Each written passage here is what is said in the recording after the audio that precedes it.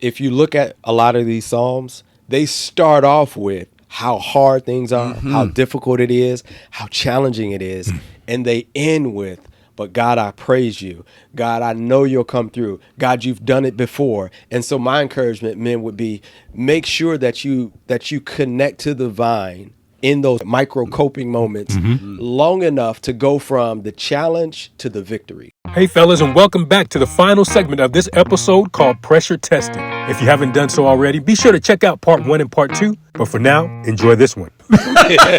No, but we talked about mindset. Yeah. Yes. And we talked about just being in the Word and worshiping. Yes. And then that's a form of leadership. It is. That's right. one aspect that we actually look at. So then the other aspect from do you have another point from a mental space, how we should posture ourselves? Well, I would say once you identified how to posture yourself and you get into that rhythm, then I think everything, and we know this, everything else falls into place. Correct. Yeah. Our family as well. Yeah. Our relationship with our spouse is good. Yeah. We're in a good space holistically, right? And that's even with the spiritual part too. Right. So I think if we get into that rhythm of exercising what we know we need on a daily basis, everything else will line up. No, and also I wanted to come back to something, and I think this ties into the spiritual too and the mental, and that is when, again, we got excited here a minute ago, right? And we were talking about what God has done and what he has shown us and how he has demonstrated, but we also recognize there are times in our lives where it's just really hard to see that. Sure. And I think this is where, from a mental health and a spiritual and even leadership, your community is crucial. Yeah. And so I don't know if you can maybe speak kind of to that, how that community impacts the mental health, or how the importance of it can kind of really impact that. Well, sometimes, and we all know this, as men, sometimes we do feel like we're on an island. We're doing all of this by ourselves. Yeah. We like you said, with the narrative, we put ourselves in that position unintentionally. Right. Right. If we know that there are options with community, whether it be based programs, whether it be small groups within our church, we have men groups and that sort of thing, brothers that we can turn to. We have to give ourselves permission, however, to tap into those areas. Yeah. Nobody can bend our arm to do it for us. That's right. Once we realize that we have those weapons at our disposal and we can tap into it, it'll really free us up from thinking that we're on this island alone. And that's where it becomes dangerous, when we feel like we're in this by ourselves. Yeah. Right? The isolation then turns into the negative thinking, the self-loathing. To avoid that, we got to tell us immediately, I got to pick up this phone and call somebody now. Because otherwise it can go south really quickly. So I think the importance of community is identifying what your community looks like. Again, whether it be through church, small group, family members, friends, being very intentional, even if you got to write it down that way or put in your phone that way in the heat of the moment. Okay. They should be in your favorites. That's right. Yeah, they should be in your favorites. Exactly. Yeah. So keeping that into consideration. I know we say all the time, just real quick, that's our slogan, right? Every man needs another man. That's right. Specifically for those moments, right? When things are really boiling over or bubbling up. And while we love our wives, we have great relationships with our wives and we connect with them. In some moments, you can't put that on your wife. That's right. I hope brothers can understand what I'm saying Yes. there. And I hope wives can understand what we're saying here. Right. And that moment, you need another man who can kind of bear you up and can sharpen you in that moment so that you can go back to your wife and to your family and be strong. Yeah. For me, I'll take a little bit of a different twist on the community, because I'll call it, from a leadership perspective, I'll call it community connections. And being, like you said, Osei, very intentional about that. Oftentimes, our jobs for men, that determines our identity. That's what we've been known for. And so that's the lane that we stay in. But I would encourage men to think outside of your industry, your job, and make those community connections. Give you an example. I was speaking with one of the gentlemen that got laid off from their position with the federal government, and they were in IT. Well, that's all they could think about is that I need to get another IT job in the federal government, some kind of work, contract or whatever. And I said, but wait a minute, think about your community connections outside of the federal government and the industries that are outside of that still need IT support. So do you have community in higher ed education? Do you have community in hospitals?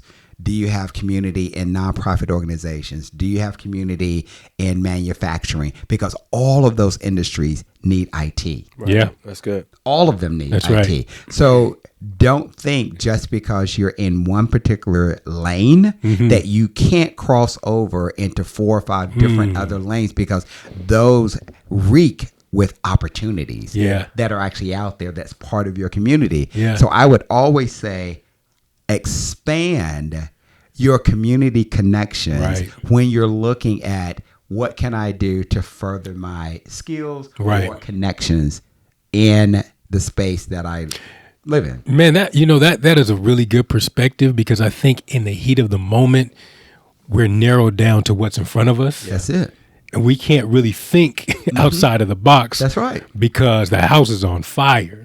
Right now, I'm focused on this, But to your point, if you build that community, you have so many other options, right?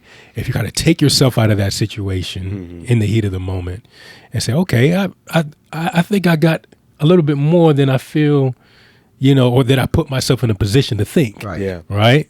So that was a really, really good perspective. I like that. Yeah. And the only other thing I would say is in that whole community connection there is that because I always believe that we should always be preparing ourselves. And so don't wait until the house catches on fire to start those community connections. You should already, even in the state that you're in now, you should already be developing those community connections. I love to hear people's stories in their different industries and get very curious about that. Right. Because now I start to think, so how does my skill set relate or connect or is compatible to that particular industry? From a leadership perspective. I like that. So I'm always building these community connections because I don't know what tomorrow may bring. What the future holds, right. Right. But if I'm preparing myself, no army just goes into battle first day fighting. They're always preparing. Sure. Right. How to shoot, strategy, what to wear, putting themselves in great shape so that they can actually fight the battle. They don't say, oh, a war is going on, so now let's get up 100 men and let's go fight. They're like, no, we're going to prepare in advance. So for leaders, for men, for fathers, we should always be preparing in advance for what may come. Right. And that's part of that, developing those community connections that you have. And I love the word you used, curious.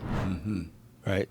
We should always be approaching things with a curious mindset, because if we don't have that mindset, it's like, oh, that's me. But if it's a curious mindset, that prompts questions. That's right. Questions prompts dialogue. Right. Dialogue results in connection and friendship. And the next thing you know, 6 months down the road, somebody's calling you saying, hey, remember we were talking the other day about this particular, whether it's maybe you were in construction and you were telling somebody, yeah, I was working for this company in construction and I just recently got laid off.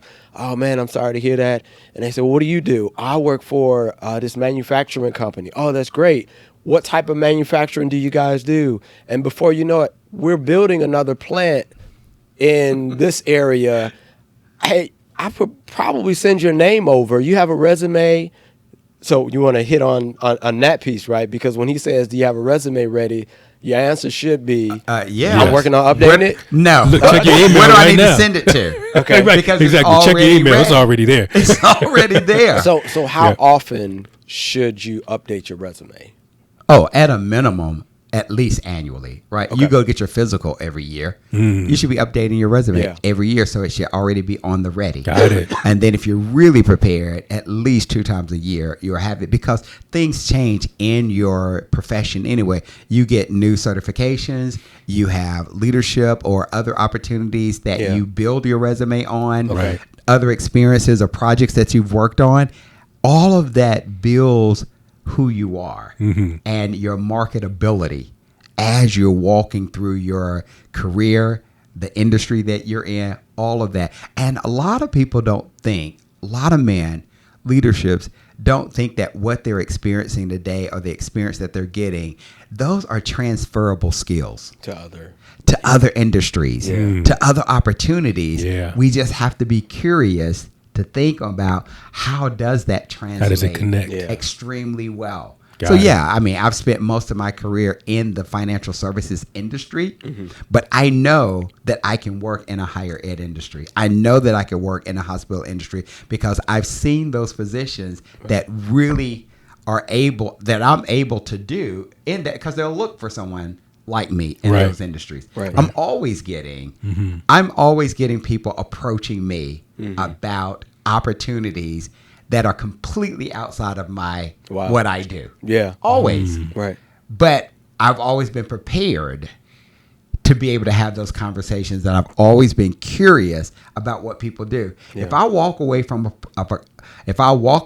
a conversation with someone and I still know more about myself than I do about them, I've talked too much. I've talked too much about myself. Yeah. Right? So I'm always thinking, what can I know about them? 1, on a personal level, 2, on a professional level, and 3, on a community level. Gotcha. Always. Yeah. Yeah. So that I know that I walk away, I've got a connection with them in some manner. That's or such a some great nugget light. right there, right? Just for men who are like, how do I do it? Personal level, professional level, community level. Yep. If I can walk away Love that. knowing that, Yeah. then I know, okay, I know I'm always going to have a connection in some manner with that person Who's in this space. who's in this space. Right. Always. That's good. Yeah. Right. Gotcha. From a leadership perspective. Yeah. But that's good, though. I mean, even with you saying that, it alleviates so much angst because now I've got options. Right. Right? Yeah. And so now I don't have to be in my head. You know, if this brother doesn't know, I thought maybe he would know something about this arena, but if he doesn't know, maybe he knows someone else that may Yes. know. Always. Right? Yes. So yeah, we don't have to be in this thing alone, fellas. You know, I think that's what that really boils down to. Community is so essential. Tap into it. Be curious. Yes. Don't be afraid to ask the questions and get to know more about other brothers that's in your circle and your community. Right. So that you always have that connection. Yeah. So that's community. So let me give one more leadership opportunity that I believe that men should always do. We should always be learning and always sharpening our skills. Yeah. Okay. Always learning and always sharpening our skills so that we can be on the ready. If a man is not in a learning position on a consistent basis, he is cheating himself and his family out of the opportunities that may be presenting themselves That's to him. good.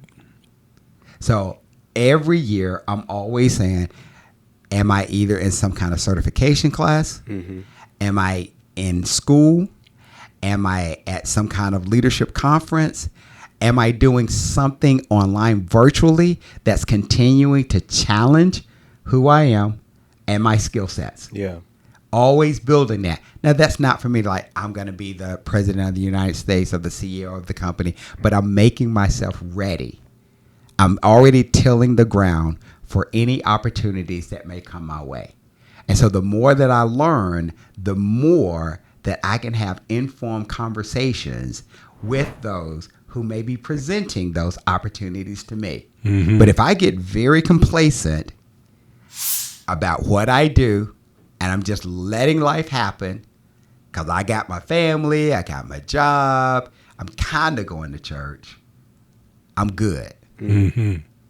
But I don't want to ever be in a position to where I am not at my best. I'm not always learning. And we should always be learning, especially because we are stewards of what God has entrusted us with. Yeah. And so we have to be in a learning position at all times.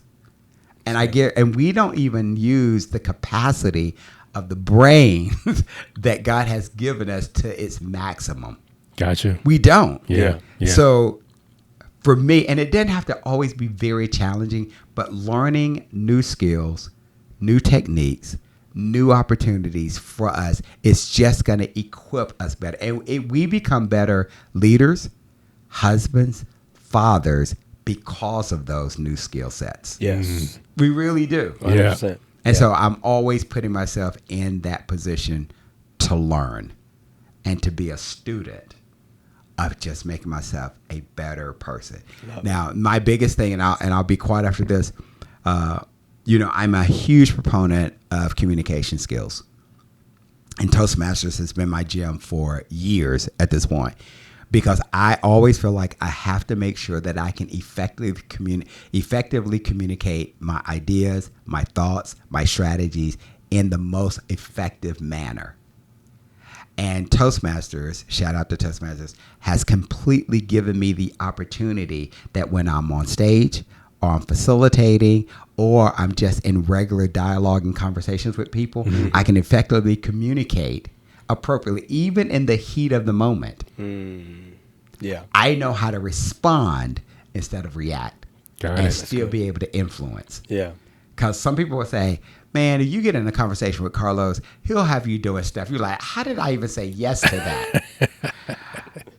Mastering the art of communication, no matter what industry you're in, is a golden skill that you can always take with you. And we have to be able to master the art of communication. And when people are using a lot of curse words, it's because they are limited in the vocabulary and how to truly articulate what they're feeling and how they should be moving forward. Yeah. Wow. So you look at the art of communication. God gave us the art of communication. But how do we maximize and use it for the glory of God and to benefit others? So that's me. The doors of the church are now open for any of you that want to be better communicators, husbands, fathers. Come to the altar. Seriously? Yeah, right. Leaders, come to the altar. Yeah. This is fantastic. That's all. Yeah, We you see it. did perk up. You Yeah. did perk. You I did. did. I was like, oh, Yeah, let me you sit stand up here.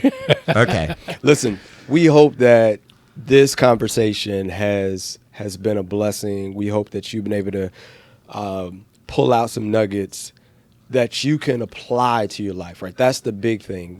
Yes. If we're just having a conversation to be having a conversation, there's no fruitfulness in that. The fruitfulness is in, okay, how do I take something that Osei said, something that Carlos or Myron said, and apply that to my career, to my family, to my mental space, to my walk with the Lord, so that I can be better each and every day. And that's our prayer, brothers, that something was said that you can apply that's going to make you better in every area that you have been called to by God in your life. Yeah, and I would say also, thank you for that, Myron. In addition to that, if there was anything that registered in your spirit or that you heard that really hit home for you, drop it in the comment. Yeah. Let us know what's been helpful, or even other experiences that you've had that could potentially be helpful for another brother. Drop it in the comment so that we can all learn from different experiences. That's good. Right? Yeah. So I would say Carlos, that. final words. I really appreciate the God-given talents that he's given us. Amen. And that we use those to glorify him and maximize the gifts that he's given us. Yeah. Hey, I know the world is spinning on its axis right now. Yeah. Right? Because there's a lot of stuff out there. Mm-hmm. But I love that we get the opportunity to actually show himself Right. faithful Mm-hmm. to us. Right? We get that opportunity to Yeah. worship in spirit and in truth instead of allowing the world to dictate to us how we should be showing up. Wow. And I absolutely love it. That's man. all I have to say. Yeah. Because I'm a worship. I'm That, a worshiper. that you will do. We know I what am you're a going to do. worshiper. One thing's for sure, two things for certain. That brother right there. I'm going to go in on y'all. 100%. Make sure you like, subscribe, Yeah. be a part of this community. Hey, this has been fun. We'll see you guys next week. Until then, you know what to do. Yes. Go out And encourage another brother. Peace.